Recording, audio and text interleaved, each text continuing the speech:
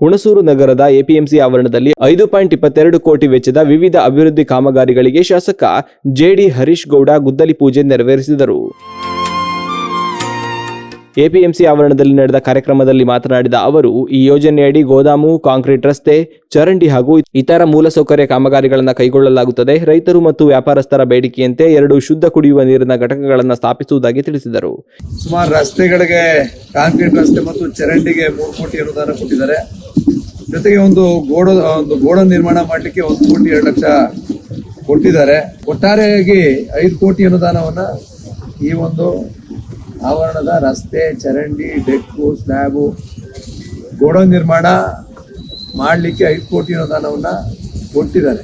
ಜೊತೆಗೆ ನಮ್ಮ ಎಪಿಎಂಸಿನಲ್ಲಿ ಇರ್ತಕ್ಕಂಥ ಹಣದಲ್ಲಿ ನಾವು ಈ ಒಂದು ಬಹಳ ಒತ್ತಾಯ ಇತ್ತು, ನಮ್ಮ ರೈತರ ಒತ್ತಾಯ. ಇಲ್ಲಿ ಬಂದಂತ ಸಂದರ್ಭದಲ್ಲಿ ನಮಗೆ ರೈತರಿಗೆ ಕುಡಿಯೋ ನೀರಿನ ವ್ಯವಸ್ಥೆ ಇಲ್ಲ, ಶುದ್ಧ ಕುಡಿಯೋ ನೀರಿನ ಘಟಕನ ಮಾಡಿಸ್ಬೇಕು ಅಂತೇಳಿ ಹಲವಾರು ಬಾರಿ ರೈತರು ಒತ್ತಾಯವನ್ನ ಮಾಡಿದ್ರು.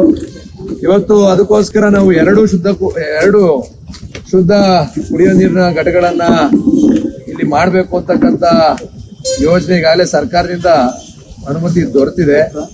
ಈಗ ಅದನ್ನ ಕೆಲಸ ಪ್ರಾರಂಭ ಮಾಡಬೇಕು. ಅದಕ್ಕೆ 18,40,000 ಆಗಿದೆ. ಜೊತೆಗೆ ಇನ್ನೊಂದು ಕೊಳವೆ ಬಾವಿ ನಿರ್ಮಾಣ ಮಾಡಲಿಕ್ಕೆ 4 ಲಕ್ಷ ಅನುದಾನ ಮಂಜೂರಾಗಿದೆ.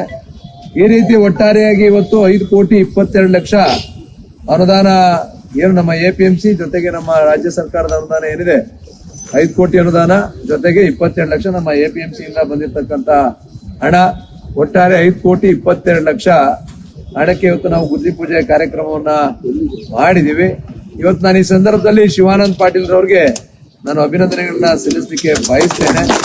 ಅವರು ಇರ್ತಕ್ಕಂಥ ಅವಧಿಯಲ್ಲಿ ಇವತ್ತೇನು ನನಗೆ ಕಳೆದ ಒಂದು 10 ವರ್ಷಗಳಿಂದ ಬಹಳ ಚಿರಪರಿಚಿತರು. ಅವರು ನಮ್ಮ ಸಹಕಾರ, ಅವ್ರು ನಮ್ಮ DCC ಬ್ಯಾಂಕ್ ನಲ್ಲಿ 29 ವರ್ಷಗಳ ಕಾಲ ಅಧ್ಯಕ್ಷ ಆಗಿದ್ದಾರೆ. ನಮ್ಮ ಅಪೆಕ್ಸ್ ಬ್ಯಾಂಕ್ ನಲ್ಲಿ 20 ವರ್ಷಗಳ ಕಾಲ ಡೈರೆಕ್ಟರ್ ಆಗಿದ್ದಾರೆ. ಅವ್ರನ್ನ ಭೇಟಿ ಮಾಡಿ ಮನವಿ ಮಾಡಿದಂತ ಸಂದರ್ಭದಲ್ಲಿ ಅವರು ಅದನ್ನ ಸ್ವೀಕಾರ ಮಾಡಿ ನಮ್ಗೆ ಅನುದಾನವನ್ನ ಕೊಟ್ಟಿದ್ದಾರೆ. ಈ ಸಂದರ್ಭದಲ್ಲಿ ಅವ್ರಿಗೂ ಸಹ ಅಭಿನಂದನೆಗಳನ್ನ ಸಲ್ಲಿಸ್ತಾ, ನಮ್ಮ ವರ್ತಕರು, ರೈತರು ಜೊತೆಗೆ ವರ್ತಕರು ಇಲ್ಲಿ ಬಂದಂತ ಸಂದರ್ಭದಲ್ಲಿ ಕೆಲವು ಇಲ್ಲೊಂದು ಕಾಂಕ್ರೀಟ್ ಹಾಕ್ಬೇಕು ಅಂತಕ್ಕಂಥ ವಿಚಾರವನ್ನು ಸಹ ಪ್ರಸ್ತಾಪ ಮಾಡಿದ್ದಾರೆ. ಅದಕ್ಕೂ ಸಹ ಮಾಡ್ಕೊಡಿ ಅಂತಕ್ಕಂಥದ್ದನ್ನ ಹೇಳಿದೀನಿ, ಮಾಡ್ಕೊಡ್ತಾರೆ. ಇನ್ನು ಇದೇ ಕಾಂಕ್ರೀಟ್ ರಸ್ತೆ ಎಂಡ್ ತನಕ ಮಾಡ್ತಾರೆ. ಪುನಃ ಲಾಸ್ಟ್ ಅಲ್ಲಿ ಒಂದು ರೋಡ್ ಇದೆ, ಅದೊಂದು ರಸ್ತೆ ಮಾಡಿ ಅಂತ ಹೇಳಿದೀವಿ. ಇದು ಫುಲ್ ಆಗುತ್ತೆ. ಜೊತೆಗೆ ಇಲ್ಲಿ ಪ್ಲಾಟ್ಫಾರ್ಮ್ ಮಾಡ್ಬೇಕು ಅಂತ ಕೇಳ್ಕೊಂಡವ್ರು. ಈಗ ಅಲ್ಲಿ ಎದುರುಗಡೆ ನಮ್ಮ ಅಂಗಡಿಗಳ ಎದುರುಗಡೆ ಪ್ಲಾಟ್ಫಾರ್ಮ್ ಮಾಡ್ಬೇಕು ಅಂತ ಕೇಳಿದ್ದಾರೆ. ಅದನ್ನು ಸಹ ಮಾಡಕ್ ಹೇಳಿದೀವಿ. ಇಷ್ಟೆಲ್ಲ ಕಾಮಗಾರಿಗಳಿಗೆ 5,22 ಲಕ್ಷ ಹಣ ಮಂಜೂರಾಗಿದೆ. ನಮ್ಮ ರೈತರು ಜೊತೆಗೆ ನಮ್ಮ ವರ್ತಕರು ಸದುಪಯೋಗ ಪಡಿಸ್ಕೊಳ್ಬೇಕು. ಇಷ್ಟು ವರ್ಷಗಳ ಕಾಲ ಬಹುಶಃ ಇಲ್ಲಿ ಪಾಪ ನಾನು ಅಲ್ಲಿ ಒಳಗಡೆ ಹೋದಂತ ಸಂದರ್ಭದಲ್ಲಿ ಕಳೆದ ಬಾರಿ ಮಳೆ ಸಂದರ್ಭದಲ್ಲಿ ಬಂದಾಗ ನಾನು ಒಂದು ಗುದ್ದಿ ಪೂಜೆಗೆ ಬಂದಿದ್ದೆ. ಇಲ್ಲಿ ನಿಮ್ದು ಕೃಷಿಕ್ ಸಮಾಜದ ಒಂದು ಬಿಲ್ಡಿಂಗು ಗುದ್ದಿ ಪೂಜೆಗೆ ಬಂದಂತ ಸಂದರ್ಭ ನಾನು ನಡ್ಕೊಂಡು ಹೋಗ್ಲಿಕ್ಕೆ ಸಾಧ್ಯ ಆಗ್ಲಿಲ್ಲ. ಆ ರೀತಿಯಾದಂತ ಮಳೆ ಬಿದ್ದಿತ್ತು, ಆ ರೀತಿಯಾದಂತ ಸಮಸ್ಯೆ ಇತ್ತು. ಅದನ್ನ ನಾನು ನೋಡಿದ್ಮೇಲೆ ಮಾನ್ಯ ಸಚಿವರನ್ನ ಭೇಟಿ ಮಾಡಿ ಮನವಿ ಮಾಡಿದ್ದೆ. ಆದ್ರಿಂದ ಇವತ್ತು ಈ ಕಾಮಗಾರಿಗಳಿಗೆ ಚಾಲನೆ ಕೊಟ್ಟಿದ್ದೀವಿ. ಇದೆಲ್ಲವನ್ನ ನಮ್ಮ ರೈತರು ಸದುಪಯೋಗ ಪಡಿಸ್ಕೊಳ್ಬೇಕು. ಅವ್ರು ಏನು ಒತ್ತಾಯವನ್ನ ಮಾಡಿದ್ರು, ಕುಡಿಯೋ ನೀರು ಘಟಕ ಬೇಕು, ಬೋರ್ವೆಲ್ ಬೇಕು, ಮೂಲಭೂತ ಸೌಕರ್ಯಗಳು ಬೇಕು ಅಂತ ಅದನ್ನೆಲ್ಲ ಕಲ್ಪಿಸ್ಕೊಡೋ ನಿಟ್ಟಿನಲ್ಲಿ ನಾವು ಪ್ರಾಮಾಣಿಕ ಪ್ರಯತ್ನವನ್ನ ಮಾಡಿ ಇವತ್ತು ಅದು ಮಂಜೂರಿ ಆಗಿದೆ. ಕೆಲಸ ಪ್ರಾರಂಭ ಆಗುತ್ತೆ. ಕೆಲಸನೂ ಸಹ ಸಂಪೂರ್ಣ ಬೇಗ ಮಾಡಬೇಕು.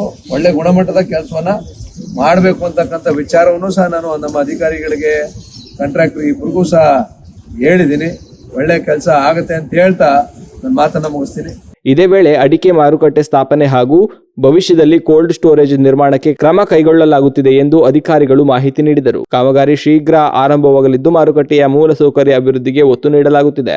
ಕಾರ್ಯಕ್ರಮದಲ್ಲಿ ಜೆಡಿಎಸ್ ಅಧ್ಯಕ್ಷ ಸುರೇಂದ್ರ, ಕಾರ್ಯದರ್ಶಿಗಳಾದ ಸತೀಶ್ ಪಾಪಣ್ಣ, ಹರವೆ ಶ್ರೀಧರ್, PLD ಬ್ಯಾಂಕ್ ಅಧ್ಯಕ್ಷ ಸತ್ಯನಾರಾಯಣ್, ಎಪಿಎಂಸಿ ಮಾಜಿ ಅಧ್ಯಕ್ಷ ಸುಭಾಷ್, ನಗರಸಭೆ ಮಾಜಿ ಅಧ್ಯಕ್ಷ ಮಾಲಿಕ್ ಪಾಷಾ, ಮಾಜಿ ಸದಸ್ಯ ಸತೀಶ್ ಕುಮಾರ್, ಜಿಲ್ಲಾ ಪಂಚಾಯತ್ ಮಾಜಿ ಸದಸ್ಯ Fazalulla, EE Gowrish Gowda, AEE Aneef Mahammad, APMC ಕಾರ್ಯದರ್ಶಿ ನಾಗೇಶ್ ಸೇರಿದಂತೆ ಅನೇಕರು ಉಪಸ್ಥಿತರಿದ್ದರು.